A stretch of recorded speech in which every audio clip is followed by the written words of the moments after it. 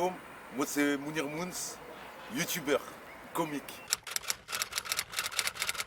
Eh bien écoutez, moi déjà tout d'abord je viens de la street. J'ai connu les 1500 en galère avant d'être sur YouTube. Et bon, j'ai fait du sport de combat, on a été un peu à l'école, on a dérivé, la rue, ceci, cela. Et là on a essayé de remonter la pente. Et en essayant de remonter la pente, on essaye d'accrocher tous les petits frères qui partent en live. On les emmène avec nous dans le train. Voilà le nouveau Mounir Mouns. Bah écoute, j'ai commencé le sport de combat à l'âge de 8 ans. J'ai commencé par l'American Kenpo jusqu'à l'âge de 21 ans. J'ai été 5 fois champion de France, 7 fois champion régional. J'ai 71 combats, 65 victoires. Ensuite, j'ai eu une petite pause où j'ai arrêté, comme je vous ai dit, la rue. À 21 ans, j'ai dévergondé. L'alcool, les meufs, les boîtes, cela. À 24-25 ans, j'ai repris le sport de combat. J'ai repris le MMA pendant 2 ans. Ensuite, je suis parti en full contact 1 an. Ça s'est super mal passé. Et de là, j'ai démarré en Muay Thai. J'ai eu aucune défaite. Mon dernier combat, c'était au Pattaya World Boxing le 12 février 2015. Et j'ai gagné par KO. Comme ils savent mes youtubeurs, au mois de juin, Inch'Allah, je vais boxer contre H Coaching, Inch'Allah. Ça va être un combat street, mais avec des règles MMA. Ça va être dans un octogone, Inch'Allah. Bah, la préparation pour l'instant, j'ai été cool, parce que j'ai un voyage à Miami à faire. Et à mon retour de Miami, Inch'Allah, je vais en Thaïlande pour mettre le turbo sur ma préparation. Ouais, très important.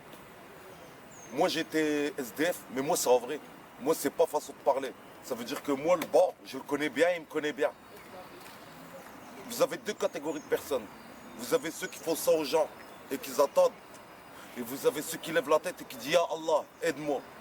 Et je peux vous dire que celui qui lève la main et qui dit Ya Allah, aide-moi, et que de lui-même, il se bat, il se lâche pas, et tout, je peux vous dire, quelle que soit la situation, quel que soit le macadam qui a goûté, Wallah il-Adim, il va être en haut du sommet. Wallah. Bah écoutez les gars, moi ça n'a rien à voir avec Bassem Breki. La seule chose que vous avez le droit de dire Mounir, il fait comme Bassem Breki, c'est que je suis sur YouTube et qu'il est sur YouTube, mais c'est pas lui qui l'a créé YouTube.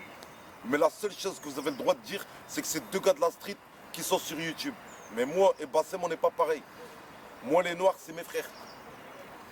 Moi j'ai pas de problème avec aucune nationalité. Donc non. Ouais mais ça c'est... En fait moi sur ce sujet là je vais dire que c'est pas que les noirs que je valide pas le manque de respect. Même le rebeu je valide pas qu'il nous manque de respect quand il fait des couilles dehors. En fait c'est l'humain qu'il faut pas valider. Pourquoi le noir? Il y a le chinois, il y a le pakistanais, il y a l'irlandais, il y a tout. Pourquoi le noir? C'est tout le monde que je valide pas. Pourquoi ça te touche ou ça touche qui que ce soit quand c'est un noir? Pourquoi pas quand c'est un chinois? Pourquoi pas quand c'est un français? Pourquoi pas quand c'est un pakistanais? Pourquoi on met le doigt sur le noir? C'est juste ça la question. Bah écoute, moi Swagman à la base, je le connaissais pas, j'avais fait une vidéo avec la hijama. Je faisais une hijama et une ruqya. Et je vois dans les commentaires, Swagman, en fait comment j'ai vu une croix. Et quand il y a une croix dans les commentaires, ça veut dire que le mec c'est un youtubeur confirmé. Donc de là j'ai été cliqué, j'ai été regardé. Et j'ai vu qu'en fait c'était vraiment quelqu'un de confirmé et c'était une personnalité. Et de là j'ai refait une deuxième vidéo en disant qu'il y avait une personnalité qui s'appelait Swagman qui était venu dans nos commentaires. Il a recommenté. Et de là j'ai pris son Instagram, il a pris mon Instagram, on a discuté ensemble et il m'a invité à venir à Miami pour pouvoir voir c'est quoi la vie d'un vrai bladé, d'un vrai riche. Pourquoi? Parce que Swagman, c'est la même histoire que Mouns. Il a goûté le bas. Il a goûté le bas. C'est pour ça que moi, par rapport à ses tatouages et tout, moi je peux pas lui en vouloir. Parce que c'est son passé. Et quand c'est qu'il a goûté le parterre, donc voilà, pour se lever de parterre, on ne sait pas après comment il a pensé. Mais ce que j'ai retenu, c'est que dans toutes les vidéos clash que j'ai fait, où je disais tous des gros mots et tout, la seule vidéo où j'ai connu Swagman, c'était où est-ce que j'étais en train de faire la ruqya et il disait, si j'étais en France, je l'aurais fait avec toi. Je pense que c'est le plus important, non? Que ces anciens tatouages. Bah eux, je suis un peu déçu. Parce que c'est ce que je disais, il y en a qui ont goûté le parterre et ils ont demandé à Allah. Il y en a, ils ont goûté le parterre et ils ont demandé à Shaitan. Comme s'il le dit lui-même, personne ne voulait m'aider, Satan m'a tendu la main. Bon, la crime, lui, c'est toutes ces dingueries, ces chétaneries. J'en ai fait des vidéos et des vidéos. Et j'invite d'ailleurs les abonnés, pour ceux qui n'ont pas vu les vidéos, à râler voir les vidéos Mounir Mouns la crime. Et vous allez choquer. Vous allez choquer. On a fait même plus de 2-3 vidéos sur la crime. Plus de 2-3. Mais malgré tout, ça reste mon frère maghrébin, mais est-ce que j'ai le droit de dire mon frère dans l'islam alors qu'Allah il a dit nous pardonne tous les péchés sauf l'association. Ça veut dire maintenant, des fois vous me mettez dans le doute les abonnés en me disant ouais il est pas sataniste, il est sataniste, il est pas sataniste, non il joue un rôle, il joue pas un rôle. Donc maintenant j'ai peur des fois de faire des accusations. C'est même pour ça que je me suis mis un peu en retrait au niveau des rappeurs, parce que je me suis rendu compte qu'il y en a qui jouaient un rôle, il y en a qui l'étaient vraiment, il y en a qui le proclament. Comme SCH, et comme Koffs, il a dit quoi dans son interview? Il a dit que les rappeurs, les trois quarts, je vais le dire à ma façon, c'était des tapettes. Parce qu'ils n'osaient pas le dire, ils faisaient des petites phrases subliminales pour dire qu'ils étaient dans le chétanisme. Que lui, il l'assumait totalement, il le disait. Donc tu vois, quand le mec il le dit, c'est ça que je comprends pas mes abonnés, c'est quand vous entendez que le mec il vous le dit, il le dit avec sa bouche en interview, c'est pas une musique. Il vous dit je sais ce que j'ai fait et je sais ce que je suis encore en train de faire. Donc oui, j'irai en enfer et je l'assume. Il vous dit je sais ce que je suis encore en train de faire. Il vous a pas dit ouais c'était le passé, je regrette, j'étais en galère. C'est cela, il a dit non, j'assume totalement. Les autres rappeurs, c'est des tapettes parce qu'ils n'assument pas. Ils font des petits messages comme ça, comme ça. Il faut écouter la musique 500 fois pour savoir qui est dans le satanisme. Comme Soul King, la musique liberté pour le peuple en Algérie, il a envoyé un message à Shaitan. Il lui a dit, laisse-nous, tout ce que tu nous racontes, c'est que du faux, on en a marre, le verre d'eau y est plein. Laisse-nous, si c'était à refaire, je serais spectateur de la paix. Shaitan, tu viens, tu leur promets à tous les rappeurs, tu leur promets monde des merveilles. Mais le problème, c'est qu'après, une fois qu'ils sont blindés, pourquoi on entend tous dans leur musique, tous, n'importe quel rappeur qui a été blindé jusqu'à Michael Jackson, une fois qu'ils sont au sommet niveau thune, pourquoi on les entend tous dire bah je suis pas bien, je vis mal? Soul King l'a dit dans sa musique. Si c'est pour dire que je suis bien avec toi, je serai un menteur. Il te l'a dit, il l'a dit. Message subliminal. Si je suis bien avec toi, je suis un menteur. Bah ouais, hey, ils ont goûté à drame après la possession, après comme il dit Koffs, après tu dois parler avec ceux qui secouent la vaisselle à rentrer à la maison. Après, tu as des trucs à faire pour eux. Donc vous n'êtes pas tranquille. Ça veut dire quoi, mesdames et messieurs? Oui, c'est vrai, tu vas avoir le Rolls Royce. Mais le soir, quand tu rentres chez toi, quand la caméra est éteinte, Shaitan il te dit tu vas, tu fourniques avec ta mère. Shaitan il te dit tu vas, tu fourniques avec un enfant. T'es obligé, t'as pas le choix.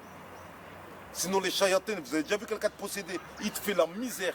Et comme t'es un blindé, t'es une star, tu t'es donné une image de mytho devant tout le monde. Est-ce que t'as envie d'être comme ça devant les gens? Non. Donc tu vas les fourniquer, tu vas les tuer.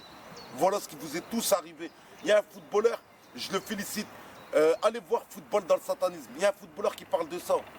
Et qui dit aux autres footballeurs, vous êtes en train de me regarder et vous-même vous savez de quoi je parle. Vous fourniquez avec votre mère. On l'a fait. Comme ça, il a dit, on l'a fait. On devait fourniquer avec notre mère, fourniquer avec les enfants. Il l'a dit. Bah, l'histoire des MHD, c'est ça. Comme par hasard, MHD, comme on peut constater, il y a eu un meurtre. Et c'est pas un meurtre normal. C'est pas un meurtre normal.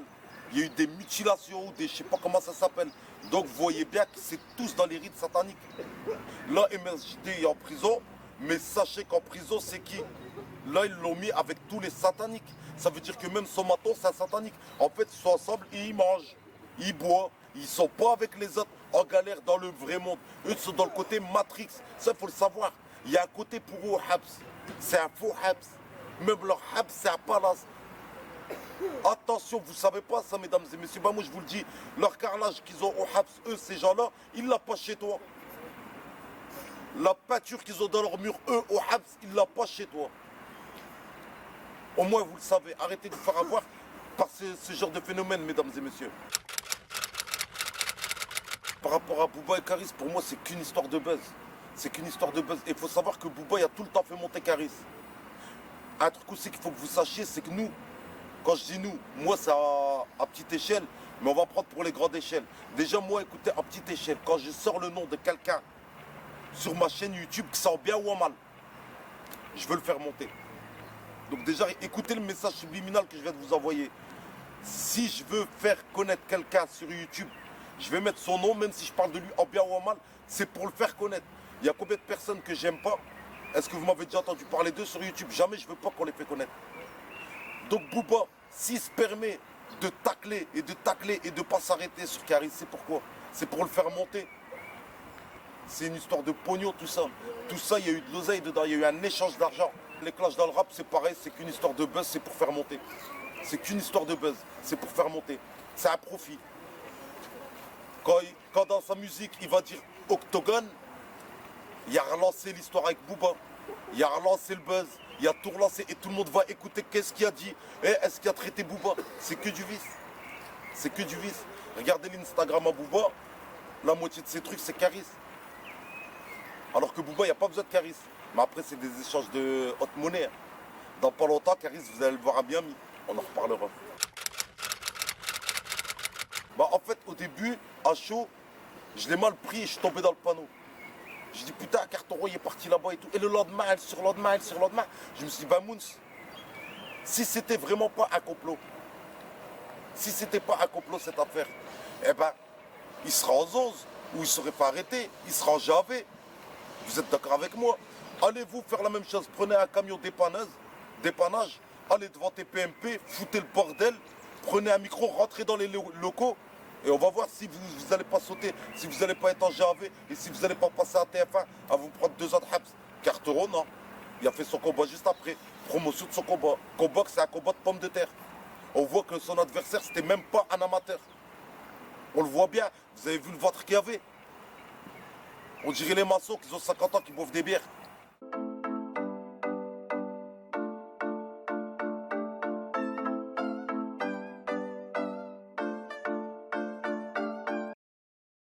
J'aurais dit aucun des deux, mais bon, Macron, parce qu'il est quand même moins dangereux que Trump. PSG, c'est de chez nous. Messi.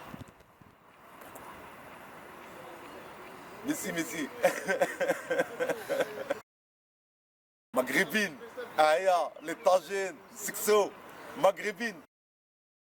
Asmik, frérot, je préfère le halal avec le baraka que de l'argent sale et puis le jour de jugement dernier, avoir des comptes à rendre à mon Seigneur. Ouais, on était au Maroc, on rentre à la maison. Scarface. Mais bon, à prendre avec modération. À savoir, Scarface au niveau de l'ambiance, au niveau des scènes, les Américains sont trop forts. Mais bon, faut pas le faire. C'est un film. Inch'Allah, déjà, mon plus gros projet, c'est de faire monter ma chaîne YouTube, de la faire péter, Inch'Allah. Deuxièmement, j'aimerais faire une association où je pourrais faire profiter tout ce qui est pauvre et tout. En fait, j'ai envie de faire de l'humanitaire. J'aimerais bien faire de l'humanitaire. Aller dans tous les pays, en Afrique, tous les pays pauvres. Et aller aider les gens, à Ouen et tout. Donc pour ça, il me faut déjà une grosse chaîne YouTube. Et troisièmement, une grosse structure sportive, Inch'Allah. J'ai commencé le sport de combat à l'âge de 8 ans. Mon dernier combat, il était à 32 ans. Donc si je pourrais ouvrir une bonne structure sportive et prendre 3-4 gros entraîneurs et former des champions, ça, Inch'Allah, serait mon rêve de retraite. Inch'Allah, dans 10 ans, je me vois à Miami. Pourquoi? Si je suis à Miami dans 10 ans, c'est que financièrement, j'ai réussi. Tout simplement. Un dernier mot pour la fin, c'est déjà big up à tous les petits refs, big up à tous les darons qui sont là en train de courir derrière leurs enfants, qui essayent de faire des bonnes personnes. Big up à tous les grands dans les quartiers qui lancent les bons messages. Et big up à toutes les familles. Prenez soin de vous. Je vous kiffe sale. Continuez à suivre le Mounir Mouns. Salam alaikum et à très bientôt mes frérots.